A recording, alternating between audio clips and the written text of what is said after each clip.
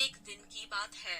महात्मा बुद्ध अपने शिष्यों के साथ कुटिया में बैठे थे और ज्ञान चर्चा का विषय आरंभ था। शिष्यों के आग्रह पर उन्होंने एक कहानी आरंभ की। समीर नाम का एक जल्लाद मगध राजमहल के पीछे बने कस्बे में रहता था। वह मगध साम्राज्य का प्रमुख जल्लाद था। उसका सारा जीवन दोषियों को फांसी देने में बीत गया। अब वह लगभग 60 वर्ष की आयु का हो गया था। समीर अब राजकीय सेवा से मुक्त हो चुका था और अपना अंतिम जीवन वह अपने घर में व्यतीत करता था। अपने जीवन काल में किए गए सभी घटनाओं को याद करता और पश्चाताप करता। मेरे हाथों इतने जीवों की हत्या हुई। यही सोच विचार करते हुए वह नहा धोकर तैयार हुआ। जैसे ही वह खाना खाने के लिए बैठा, दरवाजे पर आवाज आई।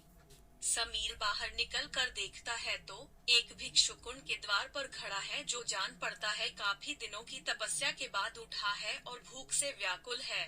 समीर तत्काल अपना वह भोजन जो स्वयं के लिए था, वह भिक्षुक को समर्पित कर दिया। भिक्षुक की भूख शांत हो गई। भिक्षुक प्रसन्न हुए। भोजन के पश्चात भिक्षुक और समीर दोनों बैठे हुए थे। तभी समीर ने अपने जीवन में किए गए कार्यों को भिक्षुक के सामने प्रकट किया। समीर ने बताया, वह राजकीय सेवा के दौरान अनेकों कैदियों अथवा अपराधियों को मृत्यु दंड दिया, जिसके कारण मुझे अपने पर अपराध बोध होता है और ग्लानि के भाव में सदैव ग्रस्त रहता हूँ।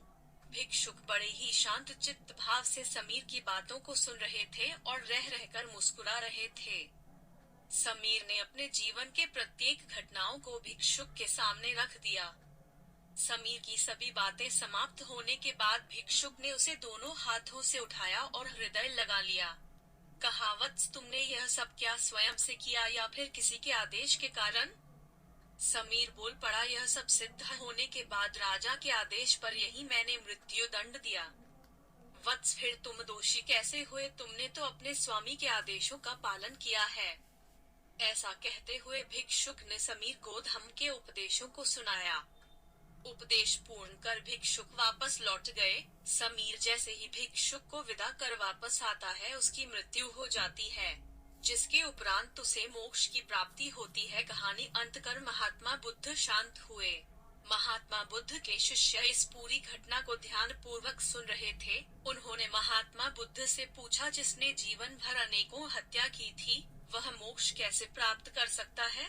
महात्मा बुद्ध मुस्कुराए और अपने शिष्यों को समझाया, जिसने जीवन में पहली बार ज्ञान की प्राप्ति की हो, अंत समय जिसका निकट हो और ज्ञान के शब्द उसके कानों में पड़े हो, वह मोक्ष की प्राप्ति कर लेता है।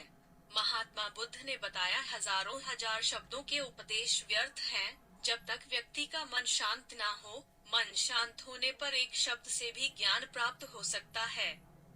ज्ञान से ही मोक्ष की प्राप्ति संभव है। इस कहानी से ये शिक्षा मिलती है कि ज्ञान से ही मोक्ष की प्राप्ति संभव है। अगर आपको मेरी कहानी पसंद आई है तो मेरे चैनल को सब्सक्राइब करें और अपने दोस्तों के साथ शेयर करें।